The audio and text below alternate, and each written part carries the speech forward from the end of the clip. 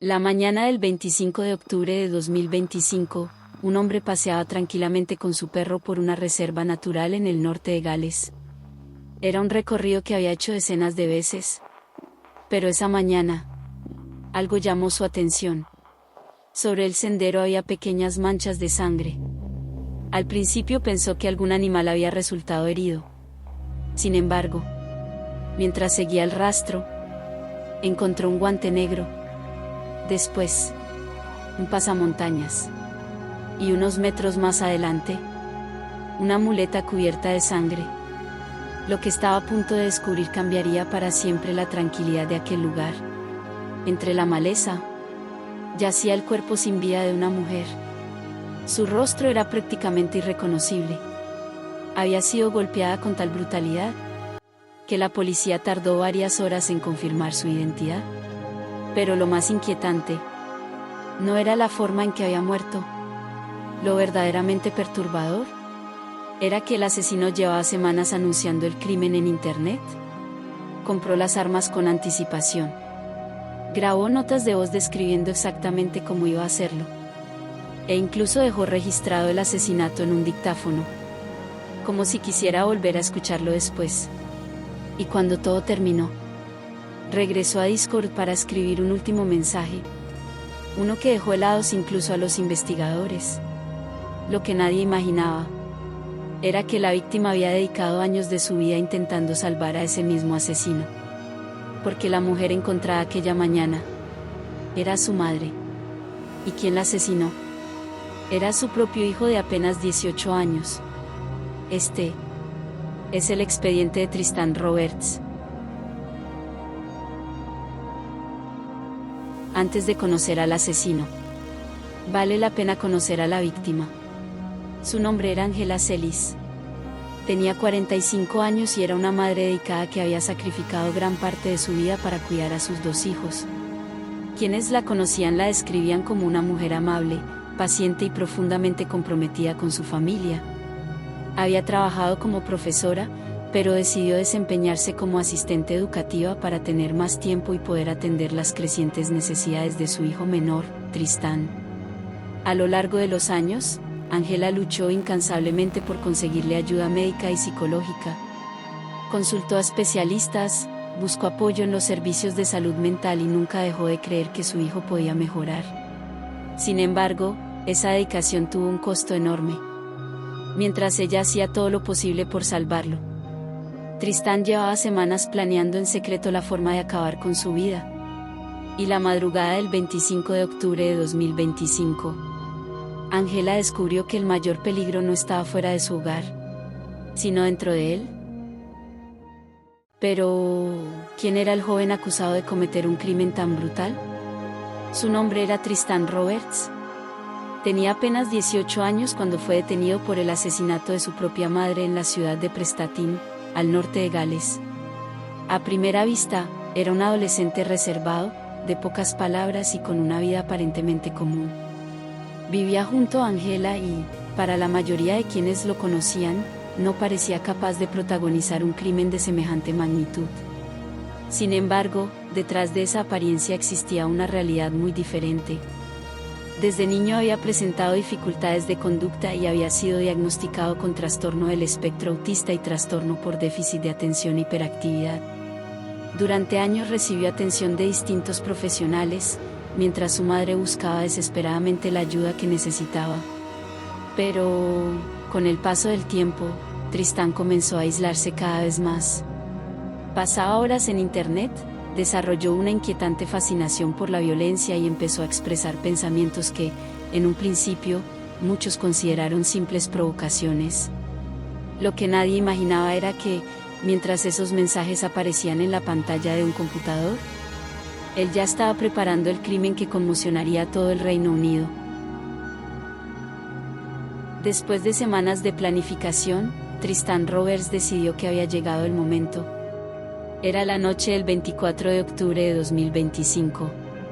En apariencia, todo transcurría con normalidad dentro de la vivienda que compartía con su madre, Angela Celis, en la ciudad de Prestatyn. Pero Tristan ya había tomado una decisión.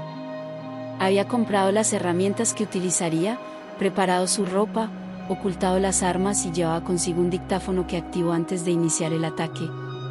Aquella grabación, que más tarde sería recuperada por la policía, demostraría que el crimen había sido cuidadosamente planeado. Cerca de la medianoche, Tristán sorprendió a Angela dentro de la casa. Sin previo aviso, la golpeó violentamente en la cabeza con un martillo. El impacto fue devastador, pero no consiguió matarla. A pesar de las graves heridas, Angela seguía consciente. Desorientada y sangrando, suplicó a su hijo que se detuviera. Sin embargo, Tristán continuó amenazándola mientras mantenía el control de la situación. Los investigadores determinaron que el ataque inicial no formaba parte de un arrebato de ira, era el comienzo de un plan que había diseñado con semanas de anticipación. Lo que ocurrió después resultó aún más perturbador. En lugar de llamar a emergencias o abandonar la vivienda, Tristán mantuvo a su madre bajo su control durante varias horas. Angela, gravemente herida, permaneció con vida mientras intentaba obedecer las órdenes de su hijo con la esperanza de sobrevivir. Durante ese tiempo, el dictáfono siguió registrando sonidos y conversaciones que posteriormente se convertirían en una de las pruebas más estremecedoras del juicio. Los fiscales describieron aquellas grabaciones como el testimonio de una mujer desesperada que intentaba convencer a su propio hijo de no matarla. Cuando aún era de madrugada, Tristán obligó a Angela a abandonar la vivienda. A pesar de sus heridas y de la dificultad para caminar, la hizo recorrer un trayecto de varios cientos de metros hasta la cercana Reserva Natural Morfa. Angela utilizaba una muleta debido a una lesión previa, lo que hacía el recorrido todavía más difícil. Mientras avanzaban por las calles desiertas, nadie imaginó que aquella mujer ensangrentada caminaba junto a la persona que acabaría con su vida. Al llegar a una zona apartada de la reserva, Tristán decidió ejecutar la última parte de su plan. Allí volvió a atacarla con extrema violencia. Los golpes fueron tan brutales que Angela murió en el lugar a causa de las graves lesiones sufridas en la cabeza. El informe forense concluyó que las heridas eran compatibles con múltiples impactos realizados con un objeto contundente. Después de confirmar que su madre había fallecido, Tristán abandonó el cuerpo entre la vegetación con la intención de retrasar su descubrimiento. Tras abandonar la reserva, regresó tranquilamente a la casa. Allí intentó eliminar cualquier evidencia que pudiera relacionarlo con el crimen. Se cambió de ropa, limpió parte de la escena y trató de ocultar algunos objetos utilizados durante el ataque. También utilizó el teléfono de Angela para enviar mensajes a familiares, intentando hacerles creer que seguía con vida y que simplemente se había marchado por voluntad propia. Aquella maniobra buscaba ganar tiempo y retrasar el inicio de la búsqueda. Pero lo más perturbador ocurrió después. En lugar de mostrar arrepentimiento o intentar huir, Tristán volvió a conectarse a Internet. Durante semanas había compartido en Discord mensajes en los que hablaba de asesinar a su madre. Tras cometer el crimen, escribió nuevos mensajes que fueron interpretados por los investigadores como una confirmación de que había llevado a cabo el plan que tanto tiempo llevaba anunciando. Sin saberlo, aquellas publicaciones terminarían convirtiéndose en una pieza clave durante el juicio. Horas más tarde, la tranquilidad de la Reserva Natural Morfa se rompió cuando un paseante encontró un rastro de sangre que conducía hasta el cuerpo de Angela. Poco después, la policía llegó a la vivienda familiar. Tristán seguía allí. No había escapado. No opuso resistencia. Fue detenido mientras los investigadores comenzaban a descubrir las pruebas que demostrarían que el asesinato no había sido un impulso, sino uno de los crímenes familiares más cuidadosamente planificados que había conocido Gales en los últimos años. El juicio de Tristán Roberts comenzó meses después del crimen en el Tribunal de la Corona de Moule. Durante las audiencias, la Fiscalía presentó una cantidad abrumadora de pruebas: las búsquedas realizadas en Internet, las compras de armas, los mensajes publicados en Discord, las grabaciones del dictáfono y los hallazgos de la investigación policial. Todo apuntaba a una misma conclusión: el asesinato no había sido un acto impulsivo. Había sido planeado durante semanas. La defensa argumentó que Tristán padecía trastorno del espectro autista y trastorno por déficit de atención e hiperactividad, e intentó demostrar que esas condiciones habían influido en su comportamiento. Sin embargo, los especialistas que declararon ante el tribunal fueron claros: aunque Tristán presentaba esos diagnósticos, comprendía perfectamente la diferencia entre el bien y el mal y era plenamente consciente de las consecuencias de sus actos. Tras analizar todas las pruebas, el jurado lo declaró culpable de asesinato. Al dictar la sentencia, el juez describió el crimen como un acto de una crueldad excepcional, destacando que Angela Celis había dedicado gran parte de su vida a intentar ayudar a su hijo y que, aún así, fue ella quien terminó convirtiéndose en su víctima. Finalmente, Tristán Roberts fue condenado a cadena perpetua, con un periodo mínimo de 22 años y 6 meses antes de poder solicitar la libertad condicional. Eso no significa que recuperará su libertad automáticamente al cumplir ese tiempo. Significa únicamente que, a partir de ese momento, una junta de libertad condicional podrá evaluar si continúa representando un peligro para la sociedad. Si concluyen que aún existe ese riesgo, podrá permanecer en prisión el resto de su vida.